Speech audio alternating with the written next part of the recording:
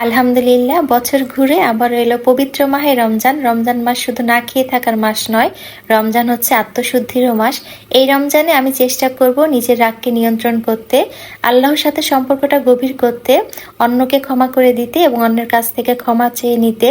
আরও চেষ্টা করব বেশি বেশি আল্লাহর দরবারে শুকরিয়া আদায় করতে।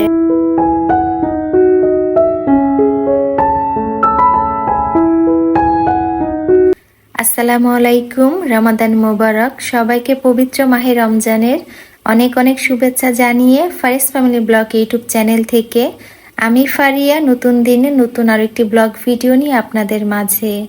কাছে এবং দূরে যে যেখান থেকে আমার আজকের ভিডিওটি দেখা শুরু করেছেন, আশা করি সবাই আল্লাহর রহমতে ভালো আছেন, পরিবার পরিজন নিয়ে নিরাপদে আছেন। আলহামদুলিল্লাহ, আমি আমার পরিবার পরিজন নিয়ে ভালো আছি। একটানা অনেক দিন স্কুল ছুটি দিয়েছে, তো স্কুলে যাওয়ার তাড়া নেই। সবাই একটু দেরি করে ঘুম থেকে উঠি, তো এরই মধ্যে ঘুম থেকে উঠে আবার বাচ্চাদের জন্য নাস্তা রেডি করেছি। তো সকালবেলা আমার দুটো বাচ্চাকে দেখা যায় দুইটা রুটি সেঁকে দিলেই হয়, চা দিয়ে সুন্দর খেয়ে নেয়। ছোট বাচ্চাটাও কিন্তু এখন চা দিয়ে রুটি খায়। আমরা যখন ছোট ছিলাম তখনও চায়ের মধ্যে রুটি ভিজিয়ে ভিজিয়ে তারপর চামচ দিয়ে খেতাম। তো আমার বাচ্চারা হচ্ছে সেম কাজই করে। রুটি কি করে, ছোট ছোট টুকরা টুকরা করে ছিঁড়ে তারপর চার মধ্যে রেখে দেয়, তারপর চামচ দিয়ে খায়। তো আপসিকে দেখে আবার ছোটটাও শিখেছে, ওইভাবেই খায়। রোজার আগে যে বাজার করে নিয়ে এসেছিল, তো সেখান থেকে কিছুটা খেসারির ডাল ব্লেন্ড করেছি, আর বাকি ডাল হচ্ছে একটা বালতির মধ্যে রেখে দিয়েছিলাম। তো ভাবলাম আজকে রিফিল করে নেই। তো কাঁচের জারগুলো সুন্দর করে পরিষ্কার করে নিয়েছি। এখন হচ্ছে সব ডালগুলো ঢেলে রেখে দিব। তো এখানে হচ্ছে মুসুরির ডাল আর খেসারির ডাল ছিল। মুগ ডালটা তো আগে ভেজে রেখে দিয়েছি। পবিত্র রমজান মাসের রহমতের 10 দিন থেকে 4টা দিন চলে গেল।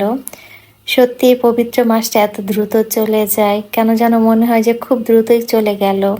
কোন দিক দিয়ে 4টা দিন চলে গেল টেরই পেলাম না মনে হচ্ছে। আমি আপনাদের সাথে দ্বিতীয় রমজান থেকে চতুর্থ রমজান এই 3 দিনে ব্লগ ভিডিও শেয়ার করছি। তো 3 দিনের একটু একটু করে ভিডিও ক্লিপ নিয়ে পুরো একটা ব্লগ ভিডিও সাজিয়েছি।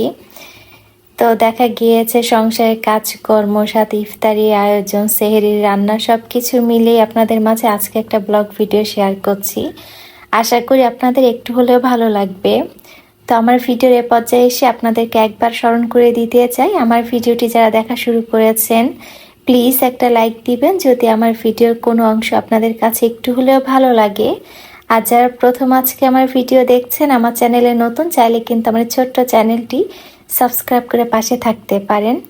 তো আমি এখানে চাল ডাল ধোয়া পানি সবসময় একটা বালতিতে রেখে দেই, সাথে কিছুটা কলার খোসা ভিজিয়ে রেখেছি। যখন এই চাল ডাল ধোই তখন কিন্তু এই বালতিতে পানি রেখে দেই।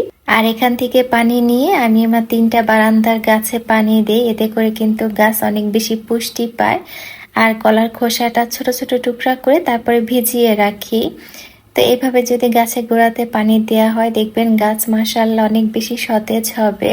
আমি যখন আমার বারান্দার ভিডিও ক্লিপ আপনাদের সাথে শেয়ার করি, তখন কিন্তু অনেক আপুরাই কমেন্ট করেন যে আমি কিভাবে আমার বাগান বিলাস গাছের যত্ন নেই। তো আজকে কিন্তু আপনাদেরকে বলেই দিলাম যে আমি কিভাবে আমার বাগান বিলাস গাছের, শুধু বাগান বিলাস না সব গাছের কিভাবে যত্ন নেই।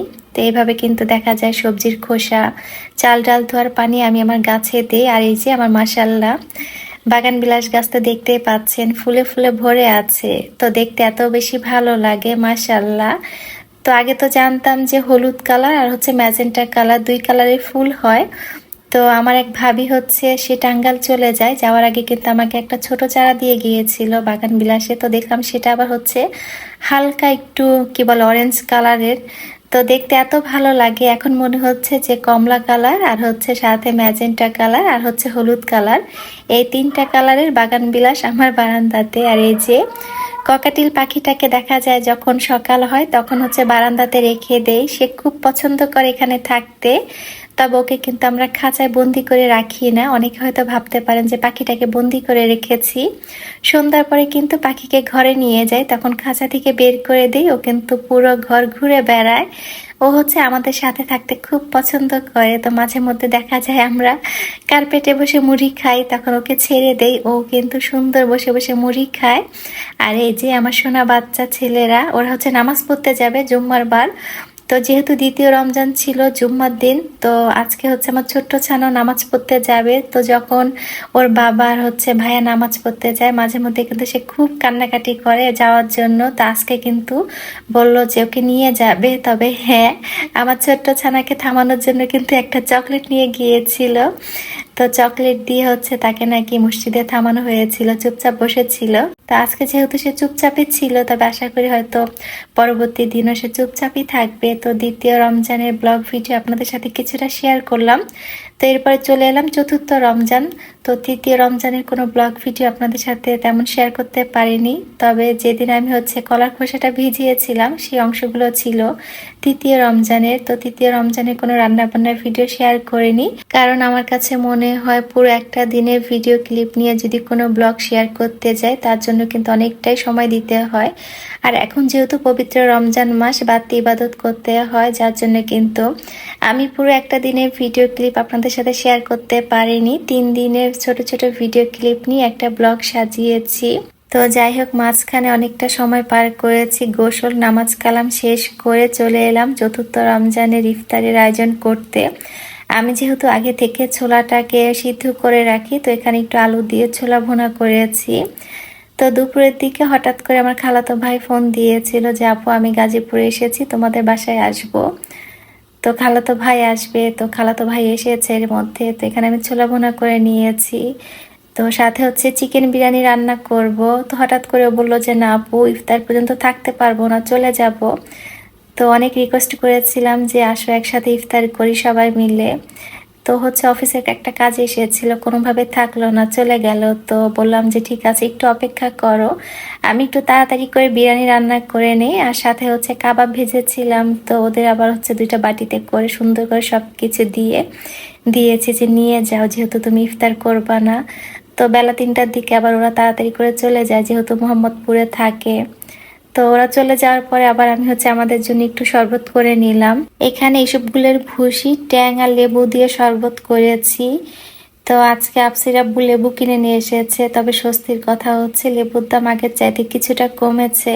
আজকে ইফতারির জন্য চিকেন বিরিয়ানি রান্না করেছি, সাথে ছোলা ভুনা করেছি। প্রথমে ভেবেছিলাম একটু বেগুনি করব, তো বেগুনি কেটে কুটে রেডিও করেছিলাম। পরবর্তীতে আফসির আব্বু বললো যে কোনো ভাজা পোড়া করার দরকার নেই, বেশি করে শরবত খেয়ে একটু ছোলা মুড়ি খেয়ে নেব, পরে রেস্ট নিয়ে তারাবি পড়তে যাওয়ার আগে বিরিয়ানি খেয়ে নিলেই হবে। কিন্তু আল্লাহ উত্তম পরিকল্পনাকারী, আল্লাহ আমাদের রিজিকে ভাজা পোড়া লিখে রেখেছিলেন, যার জন্য কিন্তু ইফতারির আগ দিয়ে হচ্ছে পাশের ফ্ল্যাট থেকে আপু প্লেট ভর্তি করে ইফতারি পাঠিয়েছেন। আমরা চিন্তা করে রাখি একরকম, আর আল্লাহ চিন্তা করে রাখেন তার দ্বিগুণ 3 গুণ। আমরা অল্পতেই ধৈর্য হারিয়ে ফেলি, অথচ আল্লাহ আমাদের জন্য কত সুন্দর করে সবকিছু পরিকল্পনা করে রাখেন। রামাদান শুধু না খেয়ে থাকার মাস নয়, রামাদান হচ্ছে আত্মশুদ্ধির মাস। আর এই আত্মশুদ্ধি আসে ভিতর থেকে, আর রামাদান আমাদেরকে সেই সুযোগটাই করে দেয়। এই রামাদানে আমি চেষ্টা করব নিজের অভিমান কমাতে, রাগ নিয়ন্ত্রণ করতে, যারা কষ্ট পেয়েছেন তাদের কাছ থেকে ক্ষমা চেয়ে নিতে এবং ক্ষমা করে দিতে, এবং নিজেকে শুদ্ধভাবে একটু একটু করে ভালো মানুষ হিসেবে তৈরি করতে। আরও চাইবো আল্লাহর সাথে সম্পর্ক গভীর করতে, বেশি বেশি করে আল্লাহর দরবারে শুকরিয়া আদায় করতে। আমার ছেলে দুটোকে নিয়ে আমার একটাই স্বপ্ন, ওরা যেন বড় হয়ে উত্তম চরিত্রের ভালো মানুষ হতে পারে। আমরা বাবা মা হিসেবে মৃত্যুর আগে যেন দেখে যেতে পারি আমার সন্তানেরা ভালো মানুষ হয়েছে। সবাই আমার বাচ্চাদের জন্য দোয়া করবেন, আমার পরিবারের জন্য দোয়া করবেন। বাবা মা হিসেবে যেন বাচ্চাদেরকে সুপথে পরিচালিত করতে পারি, সুশিক্ষা দিতে পারি। আমিও দোয়া করি সব মা বাবার সন্তানেরা যেন ভালো থাকে, সুস্থ থাকে, নিরাপদে থাকে। তো চলুন আপুদের কমেন্ট পড়ি। তো আমাকে গত ভিডিওতে মাখুনি লাইফস্টাইল ব্লগ থেকে মাখুনি আপু কমেন্ট করেছিলেন, প্রিয় আপু রমজানের শুভেচ্ছা জানিয়ে শুরু করলাম। বাচ্চাদের নিয়ে ছাদে গেলে চাঁদ দেখতে পেলে না, মশার কামড় খেয়ে চলে আসলে, গরুর মাংস প্রেসার কুকারে রান্না করলে, ড্রয়িং রুম গুছিয়ে নিলে, আলহামদুলিল্লাহ সেহরি সম্পূর্ণ করে নিলে, মাশাল্লাহ। বাবার সঙ্গে নামাজে গেল আপসি বাবা, পরের দিন ইফতারি তৈরি করলে, আল্লাহ তোমার দোয়া কবুল করুক, আমিন। ঝুমুর আপুর কমেন্ট পড়লে অনেক অনেক ধন্যবাদ জানাচ্ছি মাখুনি আপু, তুমি এত সুন্দর করে পবিত্র রমজানে সময় বের করে এত বড় একটা কমেন্ট করেছো আপু, তোমরা ভালোবেসে ছোট কমেন্ট করলে কিন্তু আমি অনেক বেশি খুশি। এরপরে আমাকে ঝুমুর বেগম আইডি থেকে সাধারণ দর্শক ঝুমুর আপু কমেন্ট করেছিলেন। তো ইদানিং আপু আমার সব ভিডিওতে কমেন্ট করেন। আপু একজন সাধারণ দর্শক, এত সুন্দর করে কমেন্ট করেন, তো না পড়লে আসলে ভালো লাগে না, মনে হয় যে আপু আমাকে একটা চিঠি লিখেছেন। তো চলুন ঝুমুর আপুর কমেন্ট পড়ে আপনাদেরকে শোনাই। আপু লিখেছেন, আপু তোমাকে রমজানের শুভেচ্ছা রইল। আপু তোমার কথা শুনলে মনে একটা শান্তি ফিরে আসে। আপু তোমার সবজি রান্নাটা অনেক সুন্দর ছিল, অসাধারণ। আপু তোমাকে কাছ থেকে ছুঁয়ে দেখতে ইচ্ছে করে। তো আপু আরও লিখেছেন, আপু কখনো পূরণ হবে কিনা জানি না, আপু তোমার 2 ছেলে কেমন আছে জানাবে। আপু আলহামদুলিল্লাহ আমার 2 ছেলে ভালো আছে। আপু তোমার ঘর গোছানো অনেক সুন্দর হয়েছে, অসাধারণ। আপু আমার চিঠি পড়লে খুব সুন্দর করে। আপু তুমি ইফতার পথের পথিকের জন্য পাঠিয়েছো, দেখে অনেক অনেক ভালো লাগলো। দোয়া রইল আপু তোমার জন্য। ইদি তোমার বড় বোন ঝুমুর। অনেক অনেক ধন্যবাদ জানাচ্ছি প্রিয় ঝুমুর আপু আপনাকে এত সুন্দর করে কমেন্ট করার জন্য। আপনার জন্য অনেক অনেক দোয়ার ভালোবাসা রইল। আপনি অনেক ভালো থাকবেন। এরপরে আমাকে হানি মধু আইডি থেকে প্রিয় বিথি আপু কমেন্ট করেছিলেন, সোনা বাচ্চাদের জন্য অনেক অনেক আদর ও দোয়া রইল। এই রমাদান আল্লাহ আমাদের সবার জীবনের সমস্ত গুনাহ মাফ করে দিয়ে নিষ্পাপ শিশুর মতো পবিত্র বানিয়ে দিন, আমিন। আমিন আপু। অনেক অনেক ধন্যবাদ প্রিয় বিথি আপু আপনাকে।